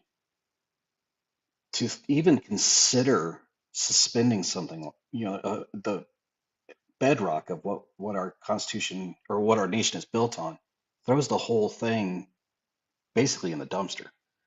And if we don't call this stuff out for what it is, I mean, these people are deeply unserious. They don't care about people's rights. They don't care about individualism. They want to impose their will on everyone and make people fit into their little camps that Stephen Miller decides they need to be in, and control folks left, right, and sideways. And this would have been, democracy would have died right then and there, in my opinion. Yeah, and absolutely. it's Casey, it's you have disturbing. thoughts. You're chomping at the bit. I was trying to wrap it up. As someone who works in the criminal justice field, I can't even begin to tell you the dangerous implications that this would have, even having the thought of doing this, that this would have on every single person, not citizen, not even non-citizen, every person that is in the continental U.S. and Alaska, Hawaii, and Puerto Rico. Oh, sorry. If smoke is coming out of my ears, just know that I am like shaking with anger that this was even a suggestion. Mm-hmm. Because I think about what I do every single day, Monday through Friday. And habeas corpus is a very big piece of that. And knowing what that would do to my job, the people that I'm responsible for, is terrifying. Knowing that you can be put in jail or detained wherever for nothing before even having a conversation with a lawyer or having a judge approve your detention is so terrifying for every person who hears that, because it gives some historical vibes from a country across the big pond, if you catch my drift. And that should terrify everyone if that is the direction that this administration, that party, is wanting to head in. I want to, heavy stuff there, Sharon. I want to sort of get away from the big theoretical and talk about the personal here with these, Newsom, Gavin Newsom in California being the target of some of these investigations. Please don't make this asshole a martyr. Like, I know he and his comms team do a good job pushing back at Trump, but we talked about the big Epstein-Class and all the folks, all the politicians who were supported by the same group of billionaires. Gavin Newsom's one of those guys, and I do not want him to be some sort of martyr by the Trump administration to thrust him into the lead for 2028. Gavin Newsom sucks, I said. Well, we saw what happened the last time a politician was pushed into a murder position. Right? I believe that is the same individual who we were just talking about, whose people wanted to suspend habeas corpus. Do I think that Gavin Newsom's on that level of evil? I don't know. Probably not. But I feel like martyrdom is clearly not the play for politicians that we want to be of good character and who are going to actually do good things for our country. Malcolm X in the 1960s talked about the wolf and the fox, right? And how the overt white racists are the wolf. You know what you're getting. Donald Trump is the wolf. Gavin Newsom is the fox. He is the white moderate who looks like he is smiling, but is actually just another servant of the billionaire class doing the bidding. The man is a snake. I do not trust him. Just because you got a D next to your name doesn't mean you're one of the good ones. To that effect, a handful of Democrats, a fair number of them, support the continuing existence of immigrations and customs enforcement. Let's talk a little bit about ICE this week. So in Minnesota, federal prosecutors charged 15 Minnesotans with conspiracy to impede federal immigration agents during the operations there earlier this winter. The 96-page indictment relies heavily on federal surveillance of encrypted signal messages. So, hey, make sure y'all know who's in your signal chats, everybody. Notably, the indictment documents no injuries to federal agents from the accused. There were 2 assault charges involved knocking papers from an agent's hands. Okay. The judge in this case released all the defendants with 2 conditions: no contact with co-defendants and no protesting on federal property. Speaking of protests, about 80 folks converged on the St. Paul federal courthouse during the hearings in solidarity with the defendants. Next door to Minnesota, in Wisconsin, a federal judge upheld the obstruction conviction of former Milwaukee County Circuit Judge Hannah Dugan. You remember her. She helped an immigrant evade ICE agents who showed up at her courthouse in April of last year. She resigned after conviction amid Republican impeachment threats and faces up to 5 years in prison. Not all bad news on the ICE front, though. In the small Georgia town of Social Circle, they have appeared to ward off an ICE detention center there. A warehouse in that community was purchased by the Department of Homeland Security with plans to turn it into a detention center for up to 10,000 people. And there's an Indiana angle this week where a federal judge ordered ICE to release Salah Sarsour, president of the Islamic Society of Milwaukee. He had been held here at Clay County Jail in Indiana. He is a lawful permanent resident, has been in the country for over 30 years, is a pillar of his community. Roughly 150 supporters, many of whom come from a Jewish interfaith group, held a vigil outside the jail until his release. Casey, that's not far from where you're at, eh? That is actually District 38. So, yes, that is in the district that I will be representing come November. And yes, Big Clay County does have an ICE detention center, and they did have a protest. The comments on social media were wild. The majority of the comments I saw, that the 150 people that showed up were actually paid protesters. They weren't. They were community members who paid from their own pockets to come down here. I'm happy to see that a judge is ordering his release. because hello, habeas corpus. Let's tie in the previous segment. Casey, what's it going to take for that area there, at Clay County specifically, to do something like what they've done down in that community in Georgia, for the locals to rise up and say, hey, we don't want this sort of thing here?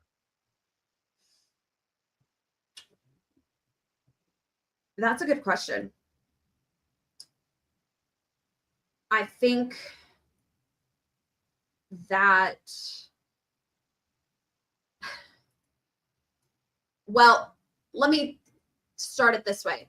Some of the people in the detention center aren't even local. They're coming from... Yeah, this guy's from Milwaukee. Exactly. And a lot of it is done under the cloak of the darkness, so people don't know. And that's where I think if we show people what is actually happening, I don't know if in your areas, but in our local area, we have several social media groups called scanner pages and mugshot pages. And it does show ICE holds. And I think the growing popularity in those might actually help our arguments on stopping the ICE detention. Also, I think showing the community that it's costing their community dollars and their taxpayer dollars, because Indiana has not received the reimbursements from the feds. Yeah, they sell these things as like it's going to be a benefit to the local communities. We're going to pay you extra to house these detainees from out of your local jurisdiction, and they're still waiting on reimbursement in many of these cases. Sharon, scary stuff up there in Minnesota, though. Like, these are folks who, peaceful protesters. They were charged with conspiracy and basically labeled domestic terrorists, members of Antifa, which, if you know anything about this national security presidential memo number 7 that came out last year, anybody who calls themselves an anti-fascist, an anti-capitalist, opposes Christian nationalism, they're going to label you a domestic terrorist. Which has gotten only scarier and scarier, especially as they have gotten more and more militant about some of the things that they are doing. Because you look at it as an average citizen and you go, how can I fight against this and not be labeled with these labels that could then get me put in jail? But also, how do you not fight it at the same time? I find it really interesting because it sounds like a lot of the strategies that they are claiming were domestic terrorism in these situations are very similar to strategies that we heard about on, let's see, what day was that? January 6th, 2021. Just all sounds super familiar, right? And so it's just really interesting that now it is domestic terrorism, whereas previously it was destroying one of the most important places in our country, but not domestic terrorism because it was under a different umbrella. Chuck, all of these terms, right? They are malleable, and whoever is in power gets to write them, right? Sadly, to a degree and extent, and I guess I'll encapsulate it that, to start back with ICE, that do I believe that ICE needs to continue as it is? No. I think it needs to return to its original conception and mission of, helping facilitate immigrants as they come into the country, not to go through this illegal, this detention idea. Because you're not sneaking in illegal like oranges to Canada or something. Yeah, I mean it's. I mean, the term illegal human, I don't know. I have difficulties with that statement in and of itself. But this labeling of what a domestic terrorist is and how it runs adverse to the machinations of those in charge, that's dangerous. I mean, that is how Putin has put himself in his position. That's how some of these other dictatorial people have gotten into the positions they are. And we have to resist it at every level possible by getting electing people like Casey and Sharon and getting them in the right spots where they can help us avoid these things. Because you're right, it's a slippery slope. When you start labeling people as anything other than human, it becomes easy to discount them, and it becomes easier to negate rights. And again, goes back to the habeas corpus idea. We're going to keep circling to that one. But when you can eliminate those things, when you can dehumanize people, that's where you run into the greatest threat against what the nation stands for and what it should stand for. 100%. We could talk about this in and of itself for hours. And same thing with this next topic, which unfortunately we have to sort of speed run through, but important stuff. The Education Department announced plans this week to move the Office of Special Education and Rehabilitative Services to HHS and the Office for Civil Rights to DOJ. This splits the two offices that together are supposed to enforce IDEA, that's the Individuals with Disabilities in Education Act, the 50-year-old law guaranteeing a free and appropriate public education for students with disabilities.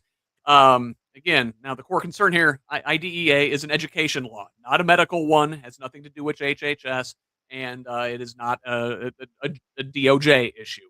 Families already fighting to get their kids into schools are going to have an even harder time getting the appropriate education for their kids as the Trump admin seeks to dismantle DOE. Now, a couple Indiana angles here. The Department of Education approved our state's waiver from provisions of the Elementary and Secondary Education Act, consolidating $50 million in federal Title I, II, III, and IV grants into a block-style arrangement. What will happen is schools no longer have to file separate compliance reports for each federal grant program. Now, this potentially frees up educators to from administrative roles back into the classroom. So that would be a good thing. But again, these targeted grants exist for specific reasons, and turning them into block grants could remove the requirement that money actually reach the populations it's supposed to. Also in Indiana, on the early childhood education front, our state's Office of Early Childhood and Out of School Learning proposed a massive overhaul of child care licensing rules, changing 90 plus sections of code, including dropping education requirements so that lead caregivers would need only a high school diploma instead of any early childhood training or credentials. And to all of this, what you get is Indiana receiving an F in public education report from the Network for Public Education and ranking 29th out of 50 in the Annie E. Casey Foundation's Kids Count, ranking its worst position since 2021 and a 4-spot decline. Chuck, the state of education in Indiana, not great. It has very much to do with this thought from above, from Republicans at the national level, that we need to privatize everything. You're seeing that. That's part of the reason they're breaking up the Department of Education in Washington. That's part of the reason you have these vouchers here in our state. Yeah, and again, I've hit on this topic in multiple different ways. That, I mean, my mom was a public education teacher for 35 years, so this hits close to home for me. And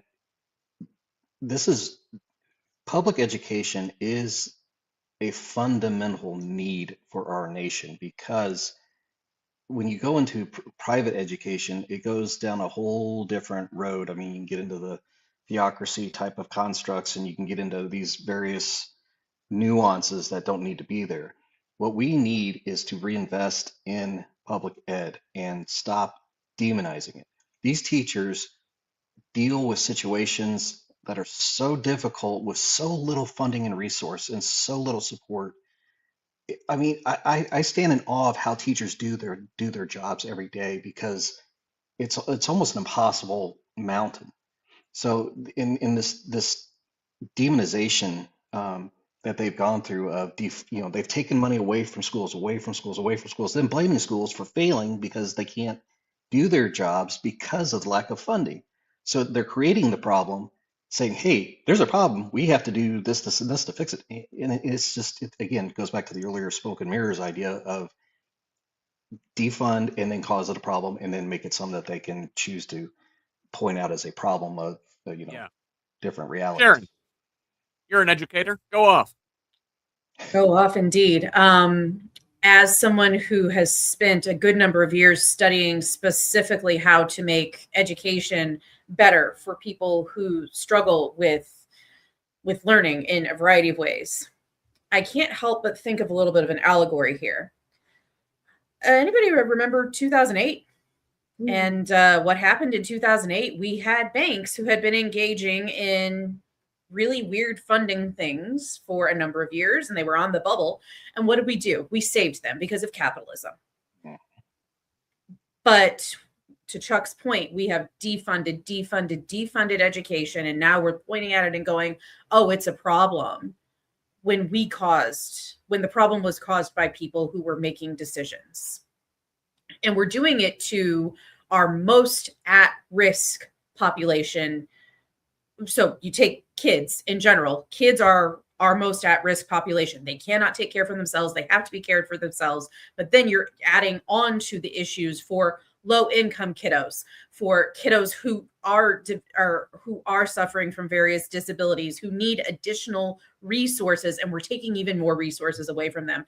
And the fact that the IDEA is only a 50-year-old law is also disgusting. But that's a talk with Scott and I for an hour probably.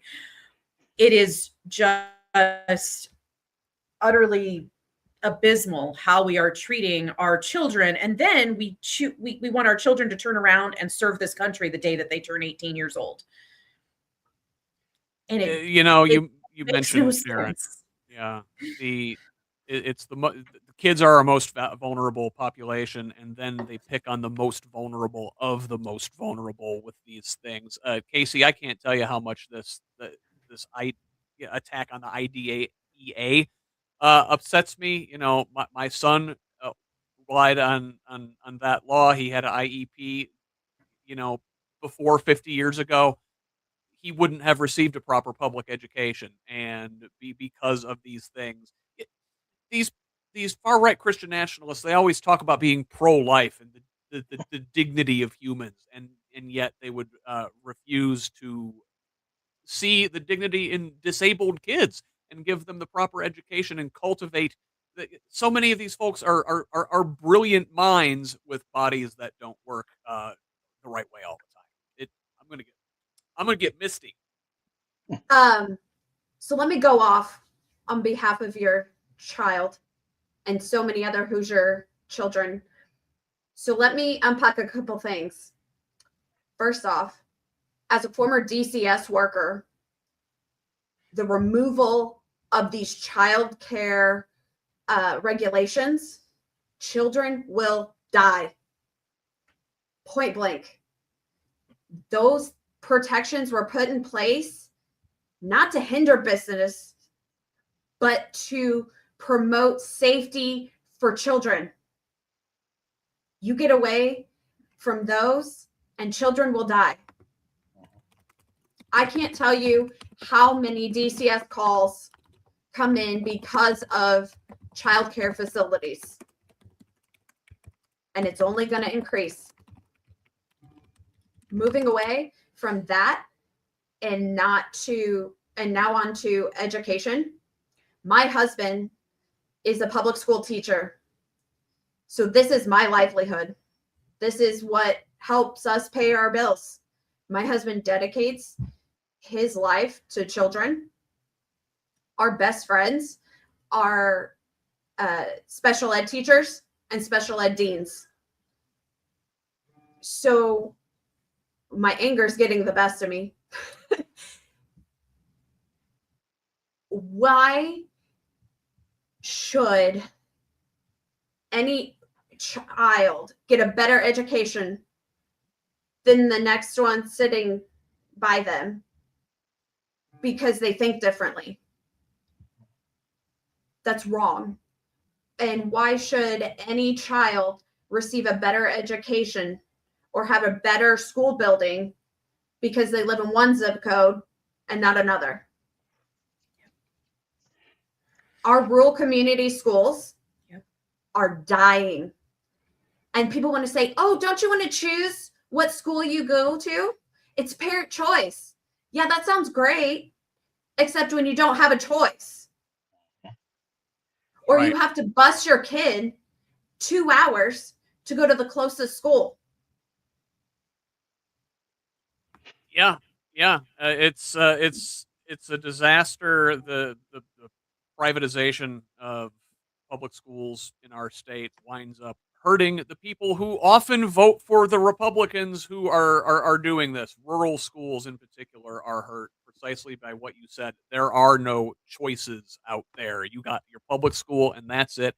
And the funding being stripped out of those schools is paying for wealthy parents who were already sending their kids to private schools to get a discount in doing so. We've got to move on. We're coming up on the end here. A quick update. So, last week we talked about the severe storms that had tore through the area the previous Thursday night. An update on that count. 21 tornadoes were confirmed in Indiana the week before this past one. Mind you, 22 tornadoes is the average for a full year in our state. So we had a year's worth of tornadoes in one day, and then this week another 5 were confirmed across southern Indiana, including one that cut a wide swath of destruction across rural Monroe County here. If that thing had been a couple miles south of where it went through, it would have caused very significant damage and loss of life. Fortunately, it was mostly through wilderness, the Morgan Monroe Forest there. We are expecting more severe weather in our area down here in southern Indiana today. So everybody be safe out there. But finally this week, Martinsville, a town long marked by its history as a sundown town and the 1968 murder of a black individual, held its first ever Juneteenth celebration this Friday to a standing room only crowd at the Martinsville Area Senior Center. Organizer Janine Lee Ferrer, who moved from Muncie, where Juneteenth has been celebrated for years, said friends initially questioned whether the organization was wise. I saw folks online questioning whether it was even real or whether it was some sort of joke. But she, who now lives in Martinsville, said she is proud to be there. One attendee who drove in from Indianapolis offered a generational perspective, saying, quote, I know I've changed from 30 years ago. It's good to see that Martinsville is trying to change and trying to lead a new legacy. Organizers there are already planning a larger venue for next year. Sharon, you love to see it. You absolutely love to see it. You love to see people who have been part of this country since the beginning of this country finally getting the celebration, the recognition that they deserve because they helped build this country. They deserved all of the freedom that they took way too freaking long to be given. And they deserve to get to celebrate those wins that they fought so long and so hard for. And it's great to see that we are seeing it in more and more communities across our country. Yeah. Now, Chuck, I'm down here in Bloomington. Martinsville's the next town up the road. I've been here for a little over 25 years at this point, and I remember like when I first moved down here, there were still tense race relations when the basketball teams from Bloomington, which had a lot of players of color, would go to Martinsville and be heckled by the fans up there. We have changed a lot in a short amount of time here. And again, you love to see it. Yeah, absolutely. And again, humans are human, and we need to recognize and celebrate that reality. And embracing all of our diversity in as many ways as we can is absolutely a beautiful thing and what we should be doing. Now, I will comment though that on Juneteenth, I noticed that the B&B was not closed. They actually had to remain open because the state had not designated it as a holiday that they get at this point, which I found rather strange. So that could be another strange topic there. Interesting choice there, Republican government in Indiana. Casey, final words on this topic go to you today.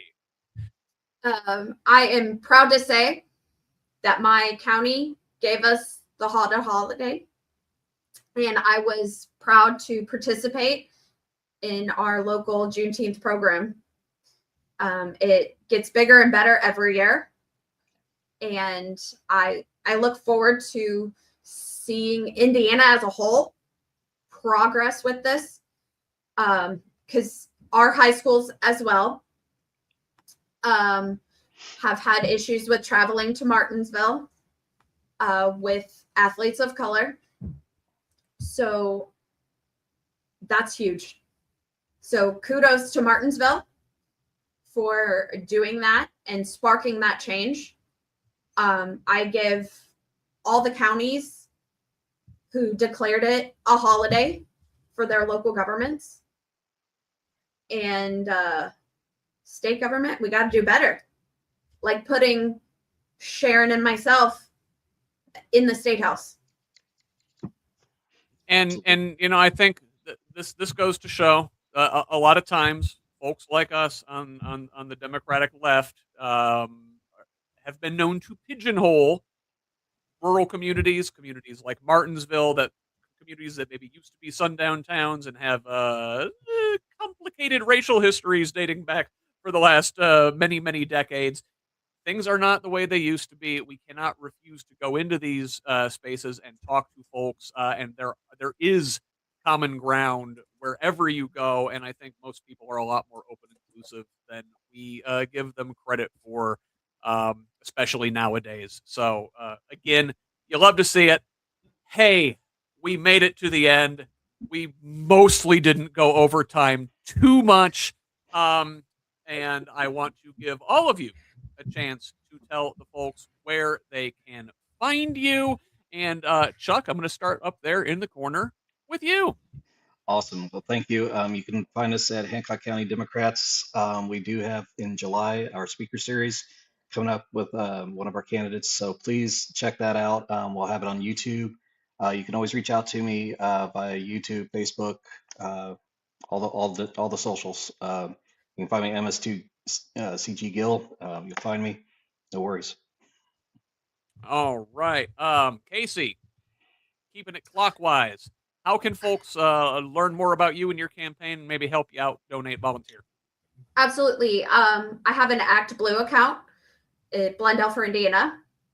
Also, follow me on Facebook, Casey Blundell for Indiana State Senate. And my email, which I respond to emails, is blundellforindiana@gmail.com. All right. Very good. And Sharon, same thing to you. How can the folks help out you, learn more about your campaign, donate, volunteer, all that good stuff? Well, if you happen to be up close enough to Fort Wayne, I am hosting an event this Thursday evening from 5 to 8. This Wednesday is the anniversary of the overturn of Roe versus Wade. So that event will be kind of surrounded around that because that is a situation that's very near and dear to my own heart. You can find me at electsharonwhite.com. You can also find me at facebook.com/electsharonwhite or electsharonwhite@gmail.com. And I was also just designated one of the MVPs from Mad Voters. And so I'm very happy to have earned that designation. And I hope that I will remain true to that throughout my campaign. And I hope people like Scott and Chuck and Casey will call me out if I do not. Oh, we will. We're watching you. I got you. Shout out to Mad Voters. They're a great organization. So thank you all for being with me. Of course, folks, you know where to find our guests. You can find me online on Blue Sky, Instagram, and Threads at HoosLeft.us and on Facebook, TikTok, and YouTube at HoosLeft. Send me a DM on any of those socials with feedback. Also, support our work at Progressive Indiana Network. The website there is progressiveindiana.net. Follow PIN on social media, at Progressive Indiana Network on most sites, but on Blue Sky and TikTok, it is PIN Indiana. I am back on Tuesday with my first international interview. I've got British author Metin Pekin, who wrote a fantastic book about eliminating the party system from Western democracies. Fantastic stuff there. Concerned Clergy every Thursday morning. Derek Holder with Hold 'em Accountable on Friday afternoons. All right. We can't do any of it again without your support. So please like, share, comment, and review for us. Donate and volunteer to our candidates today. Until next time, I'm Scott Aaron Rogers signing off from Bloomington. Love each other, Indiana.